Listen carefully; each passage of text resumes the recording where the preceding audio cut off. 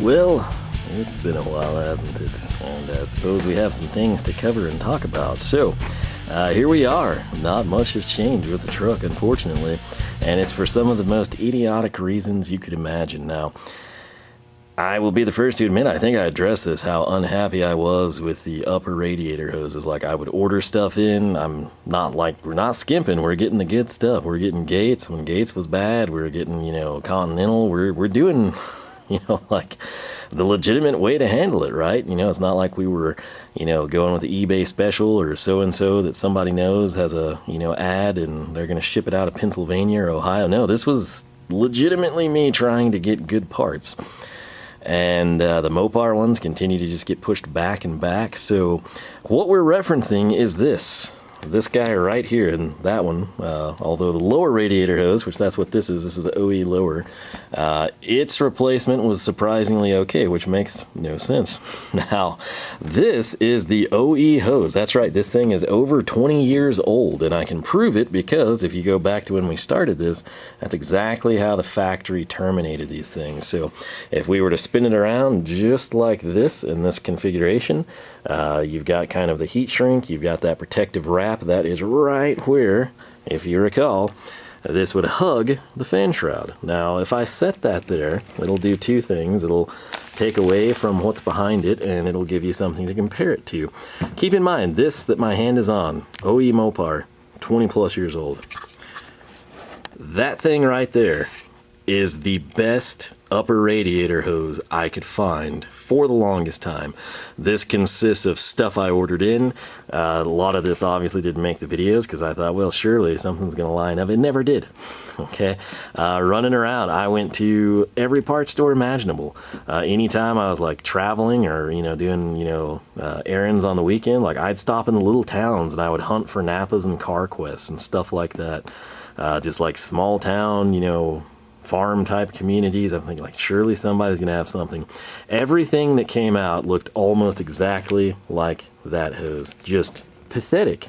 I mean, like if I were to sit here and throw these two hoses at you and say, hey, go install this upper radiator hose for me, 99% of people are going to grab this one because that looks like the derelict piece of junk that's 20 years old and on its last legs, right?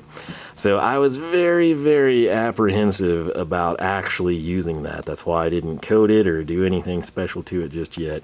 The issue with reusing the factory, which I'm so close to doing, is just right in there. I mean, you can see it's 20 years of use, and the biggest thing, that's impossibly hard for me to clean. Like there's no good way to do it, and I don't want that junk going in and getting in the cooling system of a brand new radiator and a brand new engine that's just been vatted, machined, assembled, everything like that. I want to prolong the life, not shorten it.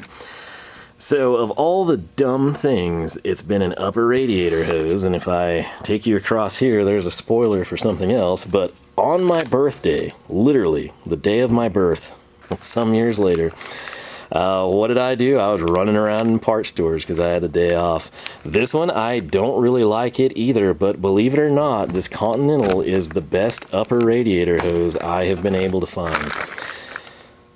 What I think I'm going to do is keep the Mopar one on order, and at some point in time, like whether it's an oil change or whether I want to, like service the cooling system, way more frequently than would be suggested, I'll probably replace it. It's just bizarre. I've never seen anything like it. I don't know if no one's producing these and they just have this crud sitting around. I couldn't tell you, but that is an idiotic thing to slow you down. Radiator hose of all. If it was like pistons or something, or like so-and-so doesn't have the rods, there's 6 of them, you need 2 more. That stuff is like a cool reason. This is about as lame as you could possibly get. Now, all the while that I was like thinking like, oh, surely, that thing is going to ship or I'm going to find one. I had this box. It's like been here since, I don't know, November, somewhere in there. And what this is, I don't think we ever introduced it. It was going to be something I did after we did the radiator hoses and everything, because it makes sense to work our, top down, if you will. I spec'd this out, right? We've got the Gibson shorties. They're still in there, and they're going to be with me for quite some time, apparently. But right here, this is from Magnaflow, right? And what this is, I think you can kind of see it, sort of, possibly. It's if you can't tell down in there, that is the cat. This is a Y pipe, okay? It's supposed to be factory replica for a 2001 Dodge Ram. And this just sat here, honest to gosh, unopened for, I don't know, a couple of months at this point in time. And a couple of weeks ago, I guess 2-3 weeks ago, I went ahead and I was like, you know what, I'm going to open that up, you know, maybe go ahead and just mock it up, get something done, and, you know, I've got the upper radiator hose now. Well, I opened it up, you know, and this is kind of what I see, and I'm like, it looks really small. that looks really small. And if I come take you down here, that is the Y pipe. So this would be the driver's side, and then you'd have to butt that up over here to the, you know, Y right before the cat, if you will. To Magnaflow's credit, I mean, it's stainless steel. Again, we didn't cut corners. We're doing this right. Stainless steel is mandrel bent, and when, you know, you spec it out and it's claimed that it fits, you know, specifically the 01 Ram, I thought we were home free. Well, I should have opened it long ago when it first came in, because it's not like the cat wasn't there. It's not like it was diced up or for a, you know, 98 Chevy or something. Everything looks good aside from the diameter. This thing is pathetic. This is actually smaller than what's currently on the truck. And what's on the truck? That's right, the 20-plus-year-old factory Y pipe. So, it's a situation where I don't remember the exact year, 98, 99, 2000, somewhere in that realm, the Y pipe was changed. It was known, it's well known, that the weakest link, the most restriction in the factory exhaust system is in fact the Y pipe. Everything else pretty robust. You know, 2.5 to 3 inch stuff, you know, out back. And this is the weak link. This is the restriction. This is what you would go back in the day, like mid-2000s, if you found like a wrecked Ram 4x4 or something, you'd cut the frickin' Y pipe off, you know, and you would go and you would put it on your truck as an upgrade, okay? All the companies that made shorty headers and mid-lengths and everything, no one has anything. Okay, that's something else I've been doing during this time, is trying to remedy this before even purchasing that. It's gone. Like, the Magnum ship has sailed. There's a few people that we've highlighted in this build, like Hypotech, Hughes Engines, that still do Magnum-specific items. Everyone else, it's like, oh, you know, why would you do that? You have, you know, 3rd-gen Hemi. And that's great if that's what you want to do, but, you know, what came in the truck was a 5.2 and a 5.9, you know. So long story short, this is like fractionally the size of what's currently on the vehicle. And if you're like, well, man, you know, you could just use that. We could, but we're going in with everything new, and that's 20 years old. And the cat, surely, you know, it might have some life in it, but it probably needs to be replaced. I don't know what's going to happen with the, you know, dialing the cam in and everything, and the stroker motor, what the custom tune would do, what the O2 sensors would pick up or not pick up and be cranky about. That brings us to another issue, which we'll just go ahead and quickly hit on this. Right down in there, I finally, a couple nights ago, got the factory exhaust hanger off. It's way down over there. I don't even think you can see it. But we've got giant pliers, the Harbor Freight. Like I said, I'll put it through its paces. We've got the Gador pliers wrench. And this thing is still hung up, right? Somewhere, I guess on the frame rail, I've got a really good Astrolight, kind of like it. The O2 sensors, one of them is just like welded. I mean, that thing ain't coming out. And for me to get this out, I'm going to have to cut it. And I'm fine cutting it, but that brings us to another issue. So I can reuse that, cut the cat, put something else back on, etc. But, you know, it's 20 plus years old, you know, when is it going to go? When is it going to have pinholes in it? There's nothing stainless. I asked Magnaflow. To their credit, they did respond to me. And I was like, hey, would you make this out of, you know, 2.5 or 3 inch? And they're like, no, we're not going to do that. Can't blame them. I mean, they'd have to set it up, jig it. I'd be the only guy. I do think people, if you don't abandon a market, I mean, there is still a market for these trucks. It's just, I guess they've forsaken it. And that's across the board, not just Magnaflow, right? So this, for like 96, 97, this is probably fine, you know, especially if you're stock. But this is smaller than what I had from the factory, and it would absolutely stranglehold, especially with the shorties, the 408, right? So we didn't build the 408, you know, so we could run smaller exhaust. And that brings me to the next point, okay? So these shorty headers, I bought them because I plan to use, you know, a factory style Y pipe and cat. Well, now that's kind of out the window, And the only available option for long tube headers is pace setter. There's nothing wrong with that. You know, I've known about them for years. Some people say they fit great. Some people say they don't fit at all. It's kind of hit and miss. It's like almost like a 50-50, probably slightly more positive than that.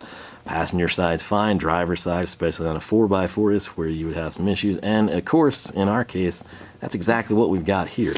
So it's a deal. Those were just always in stock. Well, they're not anymore. And I've kind of been investigating. I've tried every avenue, every website that even mentioned them. Of course, most people say they're in stock, and what they're really doing is drop shipping. So you have to further investigate it before you commit, you know, $500-600 to some fly-by-night website that you may never hear from again. And the situation that we find ourselves in is the silver ceramic coated, which look really nice, and they're very reasonably priced at $600. You got to realize pace setter is made in the USA. It's not like some cheap import stuff or something. Those, you know, Summit, you know, they've got a date currently of recording this of like early May. Well, if you investigate that, it's going to be way farther out than that.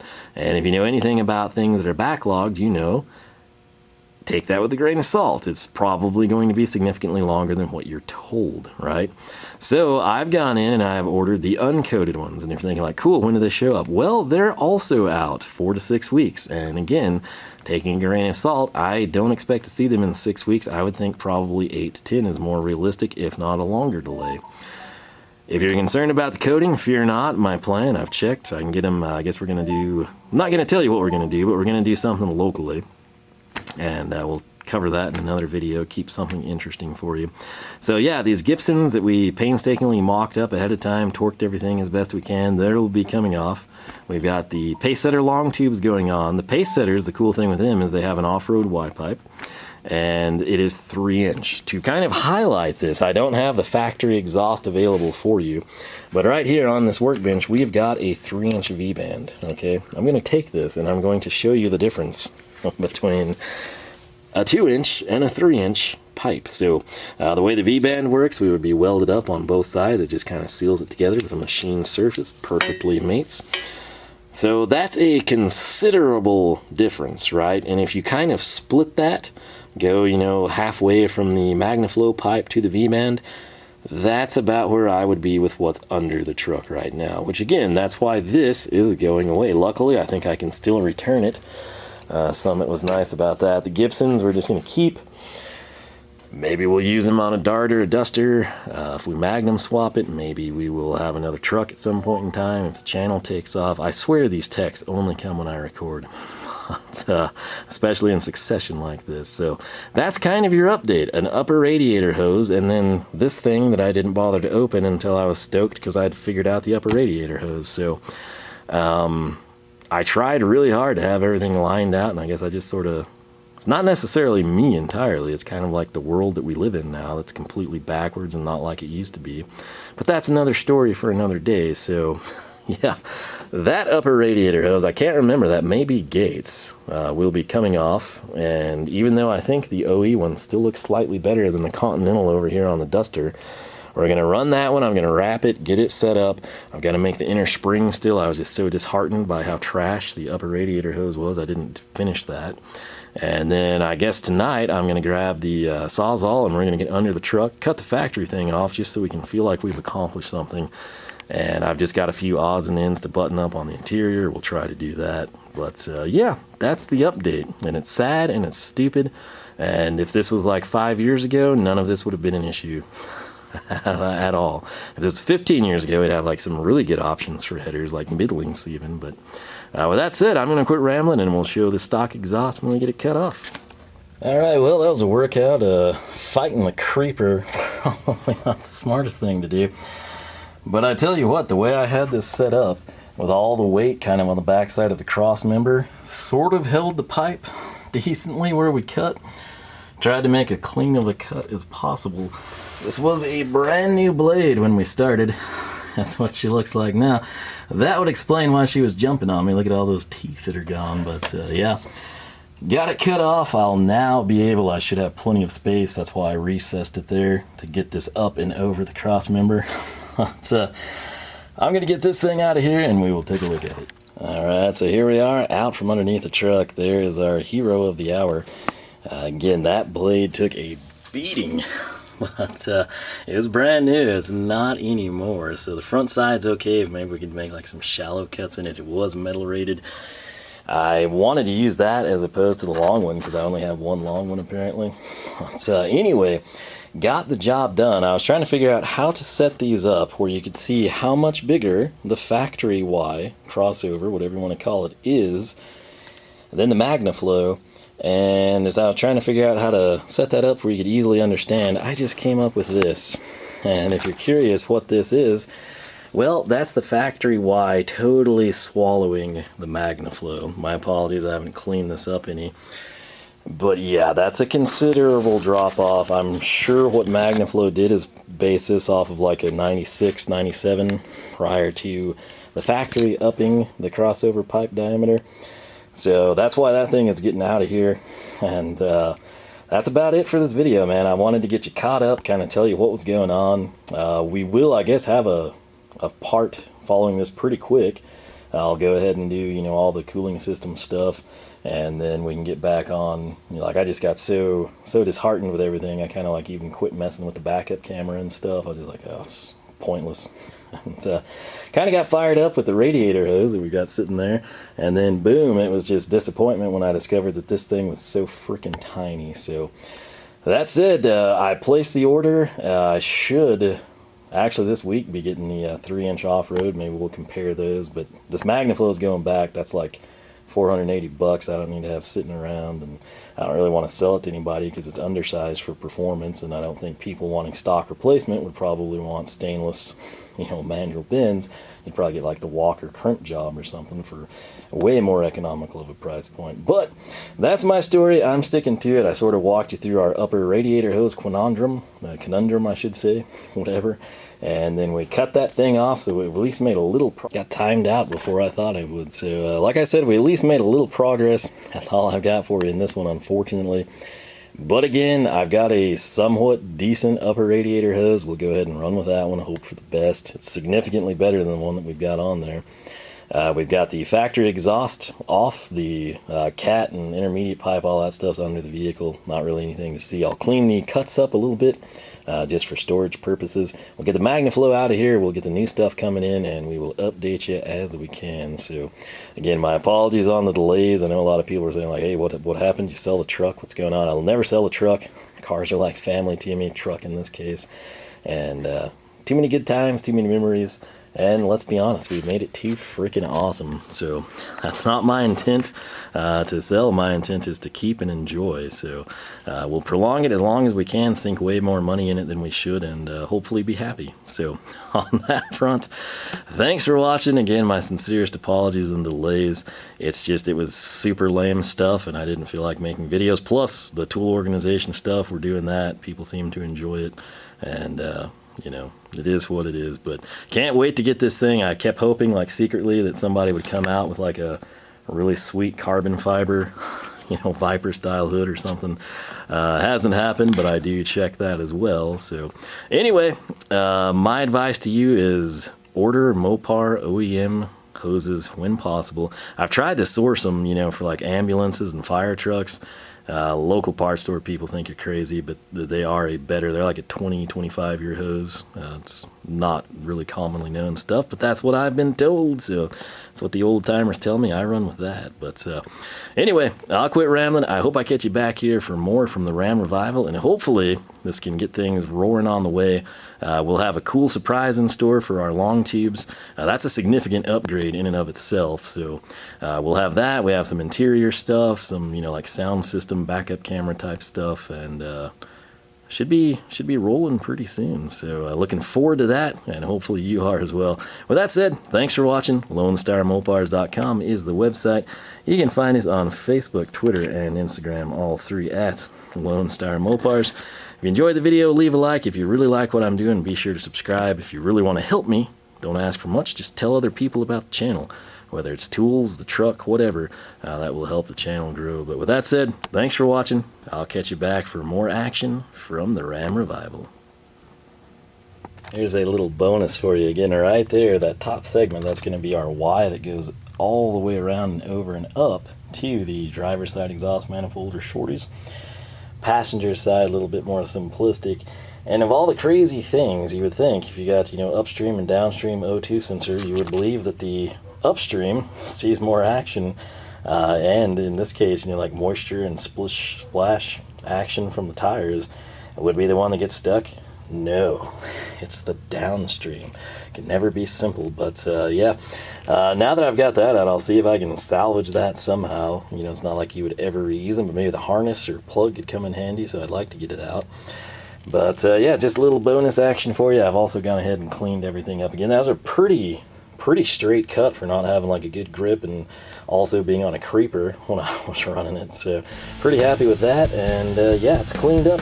We'll try to get this thing off in the meantime, but yep, that's it. So I'll catch you back for more from the Ram Revival.